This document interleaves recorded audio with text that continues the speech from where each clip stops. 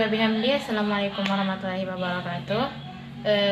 Kali ini saya berkesempatan mendapatkan tugas tentang konsep dan keberadaan hukum yang ada di Indonesia. Tapi sebelumnya marilah kita dengar beberapa opini dari teman-teman kita tentang hukum yang ada di Indonesia dan Indonesia itu seperti apa sih? Menurut kakak, negara Indonesia itu negara yang seperti apa? Negara Indonesia yang negara seperti apa? Menurut aku, negara Indonesia itu negara maritim. Yang pertama tuh. Yang kedua, negara hukum. Ya, itu dah.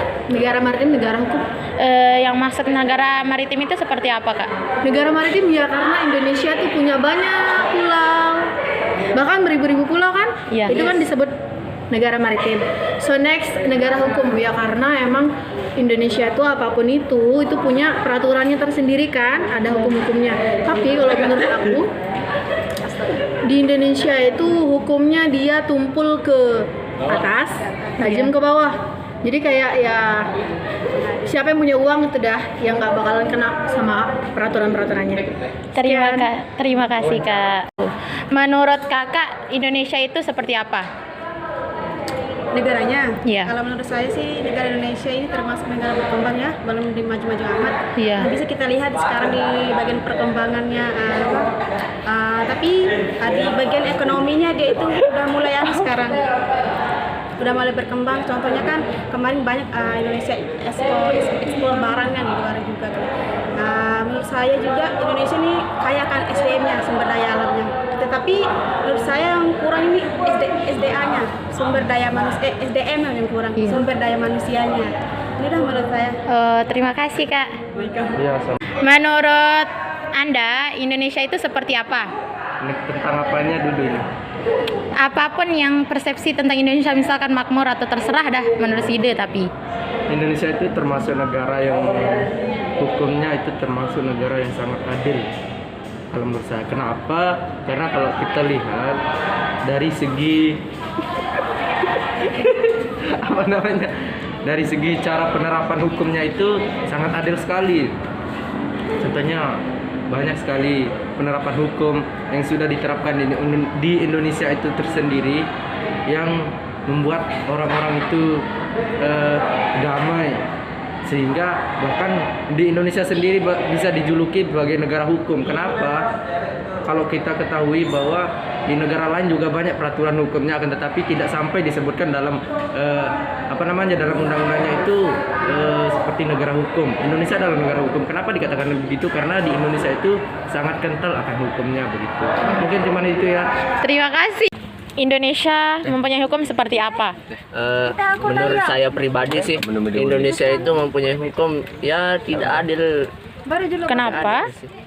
Ya karena kan hukum yang benar itu disalahkan dan hukum yang salah itu dibenarkan. Contoh, ada seorang nenek-nenek itu yang keluar di berita itu yang mengambil kayu bakar, dia itu dipenjara. Nah, sedangkan KPK yang sudah jelas-jelas korupsi itu tidak, dia dipenjara. Nah, Menurut kakak, Indonesia itu mempunyai hukum yang seperti apa?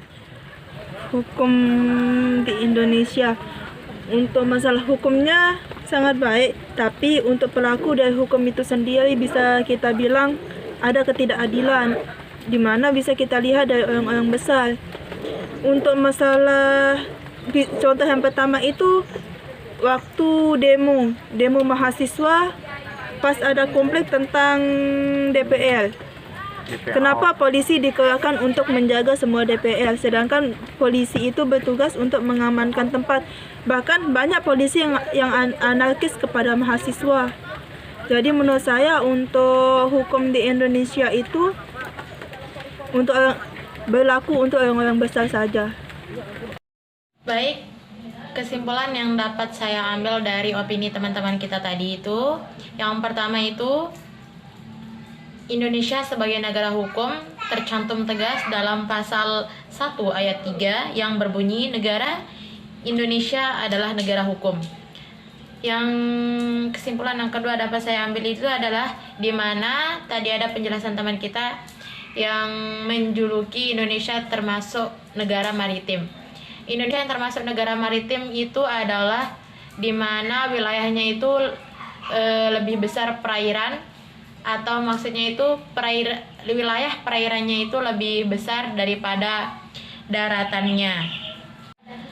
Karena Indonesia itu kan memiliki banyak sekali pulau, beribu-ribu bahkan. Makanya Indonesia itu dijuluki dengan negara maritim. Kesimpulan ketiga yang dapat saya ambil yaitu juga negara Indonesia disebut negara demokrasi. Tercantum tegas dalam pasal 1 ayat 2 Undang-Undang Dasar 1945 yang berbunyi, kedaulatan berada di tangan rakyat yang dilaksanakan menurut Undang-Undang Dasar 1945. Sekian video saya. Wassalamualaikum warahmatullahi wabarakatuh.